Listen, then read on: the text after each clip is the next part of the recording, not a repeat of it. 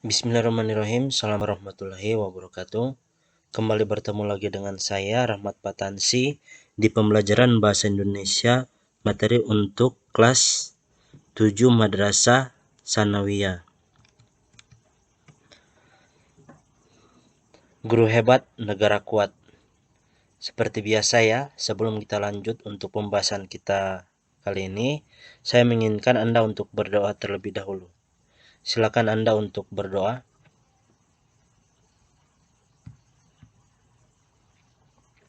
Amin, terima kasih.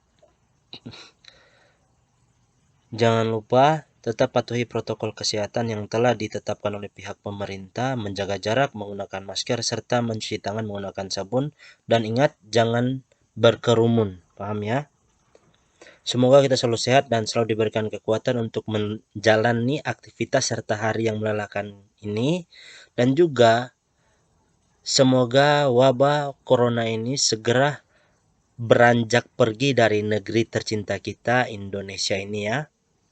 Perhatikan di layar Anda masing-masing, jika terlalu cepat nanti saya scroll, silakan Anda pause ya. Untuk contoh-contoh yang ada di kotak biru ini silakan ditulis dengan lengkap ya, jangan ada yang dilewatkan.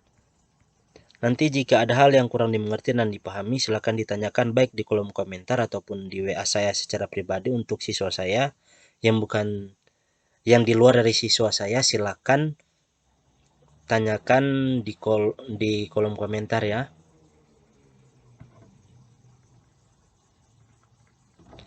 Materi kita kali ini masih lanjutan dari materi cerita fantasi. Menceritakan kembali isi cerita fantasi yang didengar ataupun yang dibaca. Jadi maksudnya di sini kita menceritakan kembali isi cerita fantasi yang didengar ataupun yang dibaca berdasarkan pemahaman kita sendiri. Akan tetapi ada beberapa hal yang harusnya tidak boleh dilewatkan. Yang pertama, judul filmnya judulnya apa ya? Judul ceritanya judulnya apa? Terus tokoh-tokoh penting di dalam cerita tersebut jangan sampai kita lewatkan. Ya, paham ya? Adegan-adegan yang mengesankan jangan sampai juga kita lewatkan. Nah, dari adegan-adegan itulah yang muncul daya tarik untuk si pendengar mungkin ingin menonton dari apa yang kita ceritakan. Yang pertama, menentukan tokoh, latar, dan urutan peristiwa. Jadi tokoh di sini maksudnya adalah itu bukan seperti toko yang Anda bayangkan ya, toko baju, toko roti, bukan seperti itu ya. Tokoh di sini, tokoh dan toko itu berbeda ya. Jika toko itu ditujukan kepada bangunan yang menjual sesuatu. Toko baju, toko sepatu, toko onderdil, seperti itu ya. Tapi jika tokoh menggunakan H, artinya itu adalah ditujukan kepada seseorang yang memiliki peranan penting ya. Jadi tokoh di sini maksudnya pemeran yang ada pada cerita tersebut ya. Latar terbagi menjadi 3, latar tempat, waktu, dan suasana. Jadi latar tempatnya bertempat di mana, suasananya seperti apa, mengharukan, mencekam, atau menyenangkan, atau menyedihkan. Terus waktu, jadi waktunya pagi, siang, sore, atau seperti apa, begitu ya. Latar tempat itu terjadi di hutan, di rumah, di sekolah, dan lain sebagainya. Urutan peristiwa ini rangkaian peristiwa yang secara urut ya. Jadi ketika kita memahami ketiga hal ini akan lebih mudah kita untuk memberikan sedikit gambaran tentang atau kita menceritakan kembali cerita fantasi yang pernah kita dengar atau yang pernah kita baca. Seperti itu ya. Silakan kalian baca contoh cerita fantasi dan ditulis ruang dimensi alfa.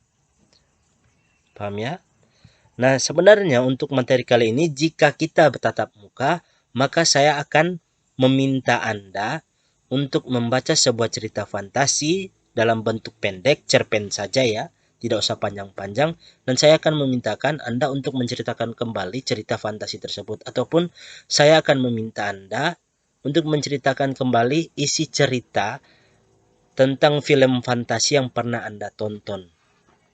Tapi karena di sini kita hanya tatap muka lewat dunia maya, maka di sini kita akan sama-sama untuk mengerjakan pembelajaran ini. Silakan dibaca ya. Fungsi dari membaca itu agar kalian lebih mudah dan lebih cepat memahami. Paham ya? Jika terlalu cepat saya scroll, nah silakan di pause ya.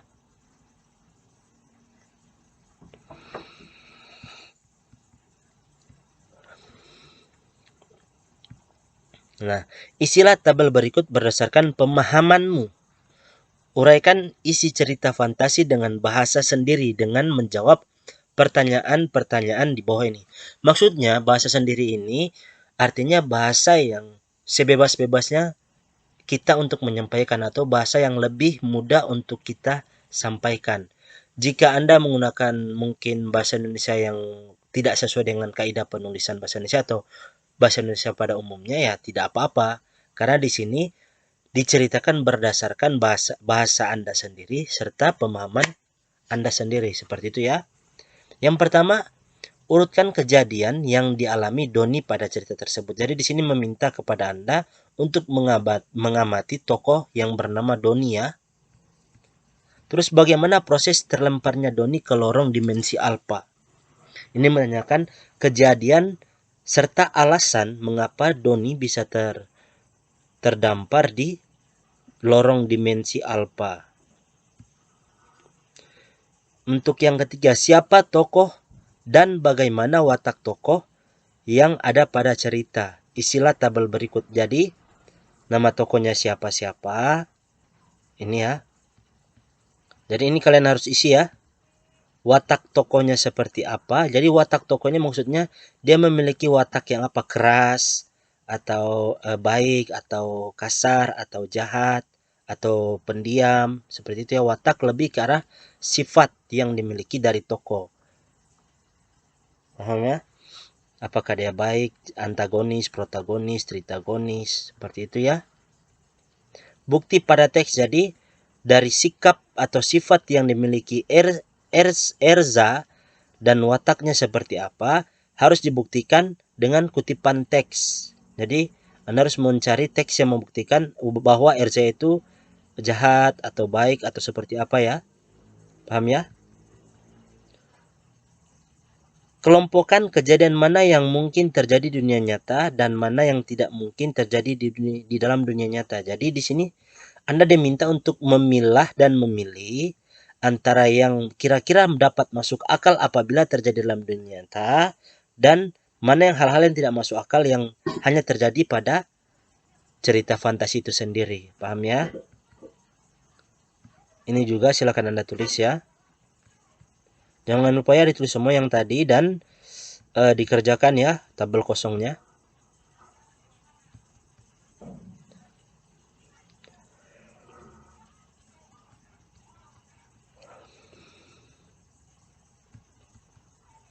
Perhatikan dengan baik ya di layar Anda.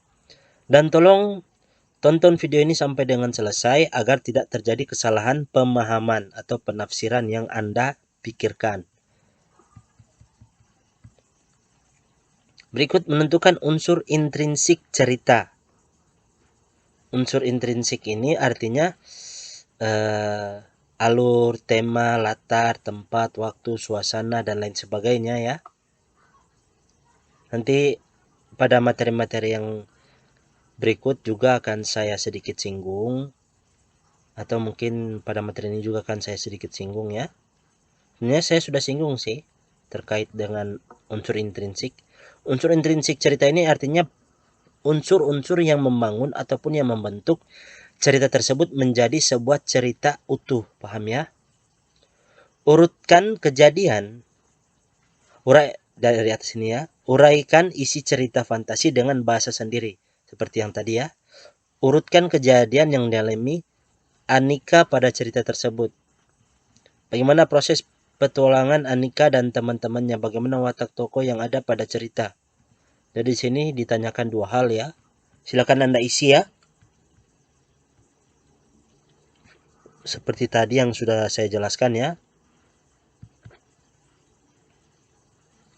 Pesan apa yang akan disampaikan pengarang melalui ceritanya? Jadi pesan maksudnya di sini nasihat ya, nasihat yang disampaikan atau yang ingin disampaikan atau yang akan disampaikan pengarang melalui ceritanya. Jadi nasihatnya seperti apa? Oh, dari cerita tadi, contoh cerita tentang saya yakin Anda pernah membaca ataupun menonton kisah gadis berkerudung merah yang ingin dimakan oleh serigala. Dari cerita fantasi tersebut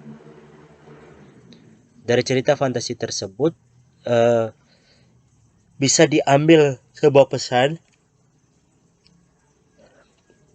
Kita harus lebih memperhatikan lingkungan sekitar dan harus pintar-pintar menjaga diri serta jangan mudah tertipu dengan seseorang walaupun orang itu kita kenal, paham ya? Karena pada dasarnya si gadis kerudung merah ini mengetahui bahwa yang di dalam rumahnya itu atau yang sedang berguling, yang sedang tiduran itu adalah si neneknya. Tapi pada dasarnya neneknya sudah dimakan oleh serigala dan serigala tersebut menyamar menjadi neneknya. Akan tetapi ada hal-hal yang perlu diperhatikan yang kita tidak boleh langsung mempercayai apa yang dikatakan. Sebenarnya pesannya di sini, di cerita tersebut, apapun yang dikatakan ataupun yang disampaikan oleh orang lain kepada kita, kita harus mencari tahu tentang ada atau tidaknya tentang kebenaran yang terdapat dalam cerita tersebut. Jika benar, ya alhamdulillah. Jika tidak benar, maka kita harus klarifikasi lebih dalam lagi agar tidak tersebar kemana-mana informasi tersebut, paham ya? Kelompokkan kejadian mana yang mungkin terjadi di dunia nyata seperti tadi ya. Menceritakan kembali secara berantai isi teks. Berkelompoklah dan ceritakan isi cerita fantasi dengan bahasamu sendiri. Jadi di sini akan dibuat kelompok ya, dan akan dimintai satu persatu untuk menceritakan cerita fantasi dari cara berantai. Ini maksudnya si contoh ya, 4 orang ya, 4 orang, si A, B dan C dan D ya, A, B, C dan D. Si A ditanyai oleh guru untuk bagian pertama, si B bagian lanjutan, dan seterusnya sampai pada bagian D.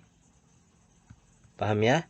Itu berantai. Jadi setiap orang ada bagian-bagiannya. Jadi di sini memanfaatkan kekompakan antar kelompok tersebut, per orang dalam kelompok tersebut, dan penguasaan cerita fantasi tersebut, isi dari cerita fantasi tersebut.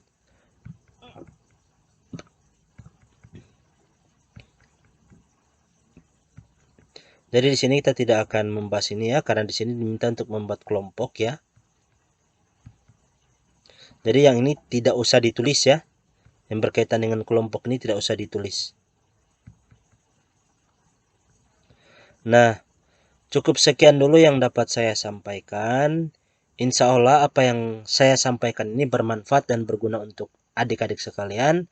Terima kasih sudah menonton video ini sampai dengan selesai. Setidak-tidaknya Anda telah memiliki sedikit tambahan ilmu pengetahuan tentang cerita fantasi dalam pembelajaran bahasa Indonesia. Sekian, terima kasih. Wabillahi taufiq hidayah. Wassalamualaikum warahmatullahi wabarakatuh.